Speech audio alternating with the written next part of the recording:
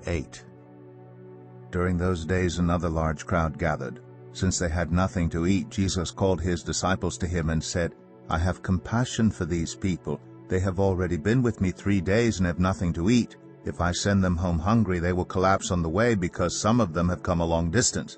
His disciples answered, "But where in this remote place can anyone get enough bread to feed them?"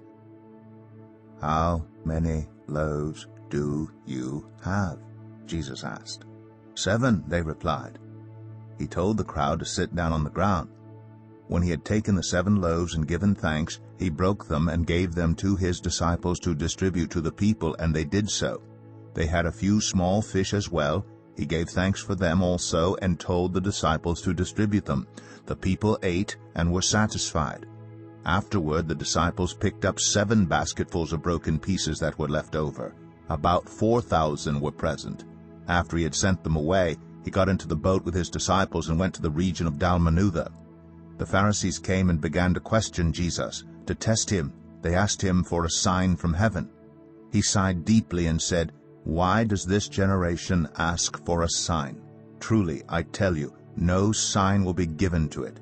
Then he left them, got back into the boat, and crossed to the other side. The disciples had forgotten to bring bread, except for 1 loaf they had with them in the boat. "Be careful," Jesus warned them. "Watch out for the yeast of the Pharisees and that of Herod." They discussed this with one another and said, "It is because we have no bread." Aware of their discussion, Jesus asked them, "Why are you talking about having no bread? Do you still not see or understand? Are your hearts hardened? Do you have eyes but fail to see, and ears but fail to hear? And don't you remember when I broke the 5 loaves for the 5,000? How many basketfuls of pieces did you pick up?" 12, they replied. "And when I broke the 7 loaves for the 4,000, how many basketfuls of pieces did you pick up?" They answered, 7. He said to them, "Do you still not understand?" They came to Bethsaida, and some people brought a blind man and begged Jesus to touch him. He took the blind man by the hand and led him outside the village. When he had spit on the man's eyes and put his hands on him, Jesus asked, "Do you see anything?"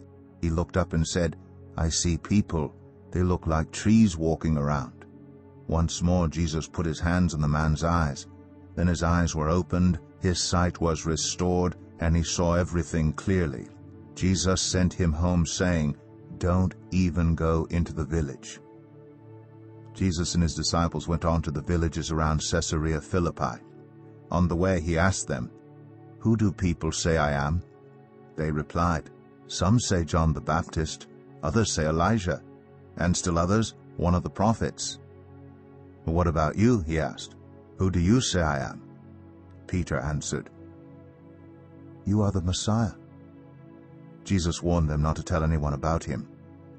He then began to teach them that the Son of Man must suffer many things and be rejected by the elders, the chief priests, and the teachers of the law, and that he must be killed, and after 3 days rise again. He spoke plainly about this, and Peter took him aside and began to rebuke him. But when Jesus turned and looked at his disciples, he rebuked Peter. "Get behind me, Satan," he said. "You do not have in mind the concerns of God, but merely human concerns." Then he called the crowd to him along with his disciples and said, "Whoever wants to be my disciple must deny themselves and take up their cross and follow me. For whoever wants to save their life will lose it, but whoever loses their life for me and for the gospel will save it. What good is it for someone to gain the whole world yet forfeit their soul? Or what can anyone give in exchange for their soul? If anyone is ashamed of me and my words in this adulterous and sinful generation, the Son of Man will be ashamed of them when he comes in his Father's glory with the holy angels."